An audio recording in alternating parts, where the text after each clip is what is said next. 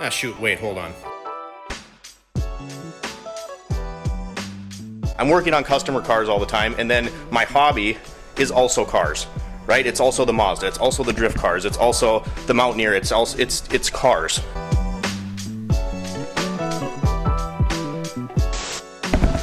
Guys, I am so pumped right now. We got this thing out. This is literally everything 15-year-old me would have ever wanted in one of his Mazda pickups. I just can't believe we're to this point. We're not done, but I'm like a kid in a candy store right now. Nothing makes me happier than driving an old 80s 5-speed 90 horsepower Mazda pickup.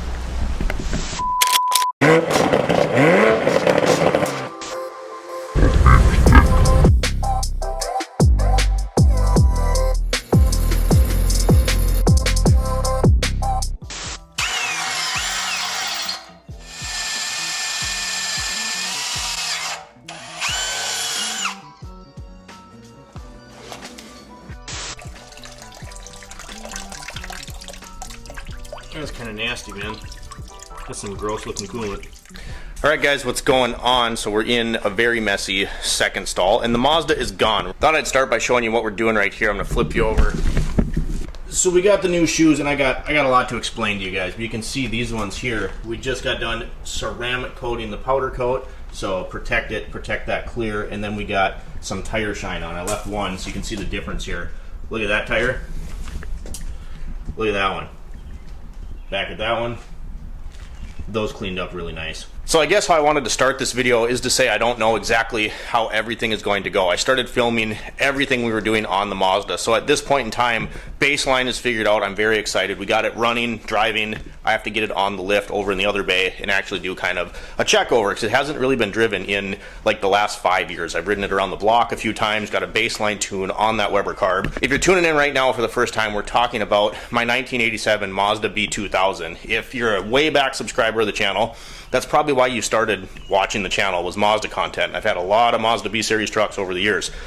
This one got put off for far too long. What we just finished doing was the emissions deleted intake. We got the Weber carb on there, we got a header. What's left to do is just clean it up a little bit, get the new shoes put on, drop it. Then the plan is just to enjoy the truck. Like I said, I haven't really driven it in the last 5 years, but I wanted to show you some of the carnage that went on in the last week. So again, ooh, this is bad, guys, but just kind of doing this after hours. We changed the oil. This was the coolant. That is not everything that came out of there. Some of that was in this dirty pan before, but we did a coolant flush, and then we just got tools everywhere, you know, getting the exhaust figured out, cleaning out that engine bay. This stuff right here, this is all the stuff, and this isn't even all of it yet. This is all the crap that you don't need, you know, when you do this Weber swap. It's crazy. I mean, this carb right here, take a peek at this, you just look at all of the vacuum lines and emissions junk that was going onto this. And then when you put the Weber on there, you literally need a couple coolant lines, a fuel line, vacuum line for the distributor, vacuum line for the brake booster, and that's it. And one wire for your electric choke, which is, you know, right over here, similarly to this one. So I cut it off and redid it. But this is just, you know, exactly how I operate. If you've been on the channel for any length of time, this is, you know, I get to this point and then it starts to bother me. And we just got tools and, you know, stuff just about everywhere you look. So, yeah, this is going to get broken into probably multiple segments. I want to go over everything in the engine bay, talk about what we have to do to fine-tune it. I'm going to do that last wheel. I just did 3 of them, literally, so I could show you the difference. And powder coat obviously holds up a lot better than paint, but I want to give it every chance at success and a long-lasting finish. So I just wanted to ceramic coat the wheels, get kind of anal about that kind of stuff. I spent a lot of time and effort to get these done. Jeremy did an awesome job. I want him to stay nice. A couple other things I want to do. I want to get the truck pulled up here so that we can wash it off. It's been sitting a really long time. I have to clean out the interior, and then I'm not really sure if I want to do the 4-inch drop yet, or if I want to see what it looks like with the shoes on. I think I might put them on first, just see what it rides around like, looks like at that stock ride height. Here's the thing, guys. I realize I missed a lot of different steps, and if you've been on the channel for a long time, you know that it's not my kind of video just to do like a step-by-step, this is every nut and bolt you need to do this job. But part of the problem I've been having recently with content and with the shop is that the shop, and we got a drift car to talk about. I mean, I'll put a picture in here, but we got this to talk about too. We survived, we got her off. Nice and low. The problem is, I basically live here. I'm working on customer cars all the time, and then my hobby is also cars, right? It's also the Mazda, it's also the drift cars, it's also the Mountaineer, it's cars. So when I'm here and I have customer stuff to do, and then I can't have my stuff staying inside the shop because we have more customer stuff to do, sometimes I just want to work and I don't want to set up and have to take 10 times as long to film everything. It's not that I don't like making videos, but a lot of times my stuff gets to be an afterthought because I need the space, you know, Monday morning and it's Sunday night. And if I do this 5-hour job right now, it's going to take me 5 hours. If I do this 5-hour job now and explain everything and then mess up a cut and then have to do it again, now it took 10 hours, I didn't get it done, I had to shove it outside. A little frustrated, can you tell? But anyway, I want to get this out, show you what the Mazda is like. Maybe we'll go for a drive. Let's get back to it.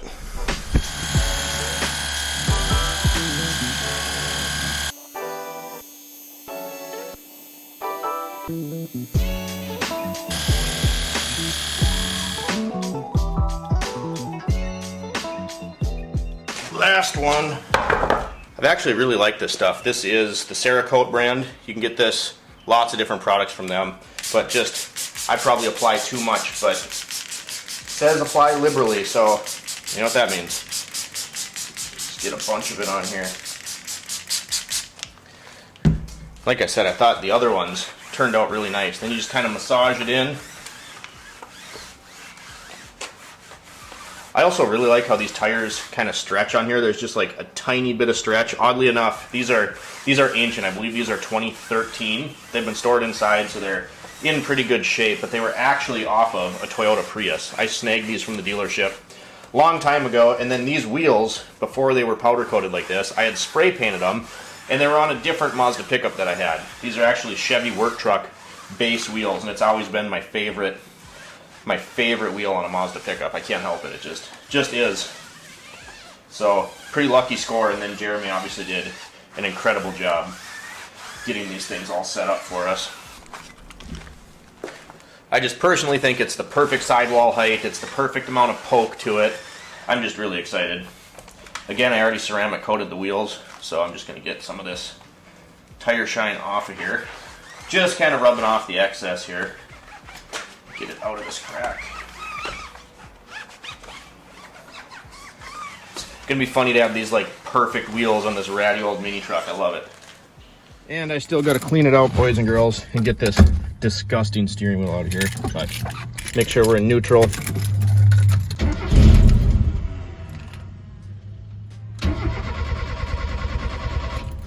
Doesn't help with the gas in here. It's like 5 years old. There we go.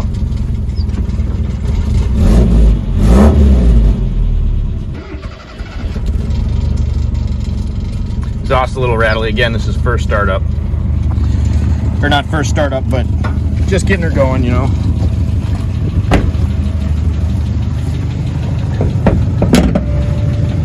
A little bit of valve tick. We're gonna have to adjust that. Overall, running pretty smooth. Might help if we get some gas in it that's not 5 years old.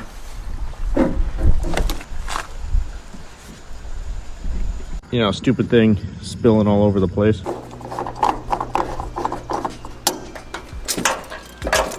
Pretty stoked that this thing still works.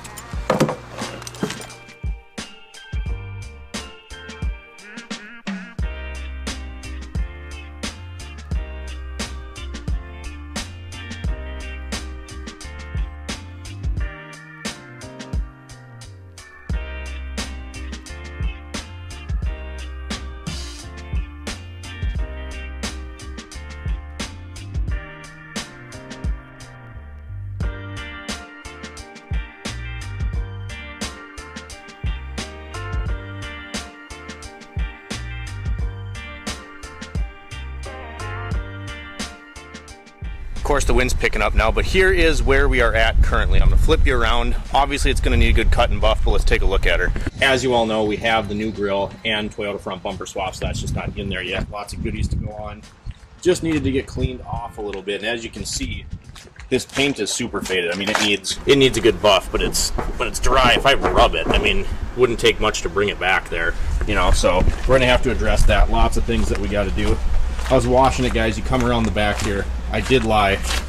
It's only been 4 years since this thing has been on the road. 2022, that's the last time this thing was registered. Last time it was on the road. I love the stamp tailgate, so I'm glad we're finally getting somewhere with this. Alright, so it's sprinkling raining outside, and you know, why wouldn't it be? We already talked about this video being all over the place. This is all about Mazda stuff, and I'm just going to turn you around and show you.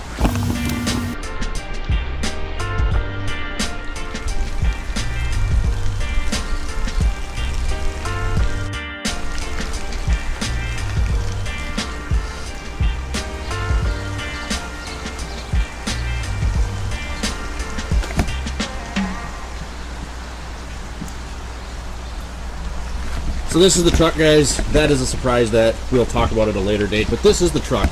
And I know this video has been, you know, all over the place, and I worked on stuff without you, and everything's not perfect yet. You can see I put this bumper on by myself, so I have to have a couple sets of hands so that we can get that fine-tuned, get that corner lifted up a little bit. That's the Toyota bumper. We got the new shoes on it, and we got some clears back here. I've always loved the stamped Mazda tailgate, so I'm glad that this truck actually had that. This has been crazy. This has been a lot of work. You've seen under the hood, you know about the Weber swap, the conversion, all of that stuff, and I just wanted to get going on this. It's raining outside right now, so I was gonna go to a different location and kind of do some fancy stuff, and it just not gonna work with the rain. It's a little breaking it right now. It was downpouring really bad, but we finally got the front clip on the truck. We got the Toyota front bumper. Again, needs to be adjusted a little bit, but I think for the most part it looks really, really good. We got clear fogs to go down here. I need to get new screws because they don't fit in little plastic inserts, but she's looking pretty good. Finish this one out inside the truck, you guys, because, well, it's raining outside. So that's where the Mazda's at right now. I mean, we're far from done. I have to clean out the interior. I have to get those fog lights figured out. I would like to tweak the Toyota bumper so that it fits just a little bit better. Again, it was just me. I had tape on all the corners so that I didn't, you know, wreck anything or scratch anything. Got that on there. Those are the bumper brackets that we made from scratch. And then ironically, after I did that, I found some for sale, but whatever. It's kind of cool when you get to do that stuff, you know, well, for yourself. As these things go, projects are never, you know, 100% done. We still got to fiddle with the lights a little bit. I want to lower it. It's still sitting at stock height. I want to lower it just a little bit. I don't know if I want to do 4 inches like I did on the last mini truck that I had years ago. A static 4-inch drop is kind of brutal, and if you want to use the truck at all, it kind of makes that, you know, not possible. You're basically running on bump stops. So we'll see. Maybe a couple inches, re-index the torsion bars, but I'd have to buy different lowering blocks for that. I just wanted to say thank you guys for being patient with this whole process. And also, the other thing is, on the channel, you know, I have a lot of stuff going on between running the shop, getting this stuff done. You can see when I had to grind the tabs to run the Chevy wheels, one of them got rogue and hit me in the eye. Anyway, when you're doing all this stuff all the time, it's really hard to film stuff and get good takes by yourself, and anyone that's done content before knows that. The other thing is, things take just way too long, and I've never been the person on the channel that's going to show you exactly step by step how things are done. For me personally, that kills the content creation experience. I don't like it. I don't like doing step-by-step guides. I just like bringing you guys along, doing more of a vlog style. So again, I apologize for, you know, doing some of this stuff and skipping through different processes that we did. If you had questions about anything that we did, you can put it in the comments and I'll try to get back to everybody. It not only ruins the content experience for me, but also sometimes it's really hard when your hobby is also your job. Like, my job is cars, my hobby is cars, and then when you're filming on top of it, sometimes with this kind of fun stuff, you know, putting the front grille on, getting that Weber carb tuned, I just want to do it for me sometimes. And it's like, if I'm filming and explaining and being interrupted and then the camera's getting dirty and a take didn't work, it takes the fun part out of it for me. So selfishly, I skipped around a lot in this video just to do, you know, well, something for me. But the important part is I did want to bring it to you guys. And this means, because it's running and driving right now and the front clip is back on, that means that we made our goal. It's currently June 27th, so I don't know how long this will take to edit, but I said in the last video that my goal was to have this done and ready for a show by July 1st. And we got a couple cruise nights coming up, so we're going to find a spot to park the Mazda. I have to call on Monday, get insurance put on it, that way I can drive it. Again, we're not done, we got some kinks to work out, but I just wanted to show you kind of where we're at. I appreciate you guys being patient with all this Mazda stuff and letting me skip around. Of course, if you enjoyed the video, I thank you for stopping by. Drop me a comment down below. Like and subscribe if you have not already. And as always, thanks for watching, I appreciate it, and we'll see you next time.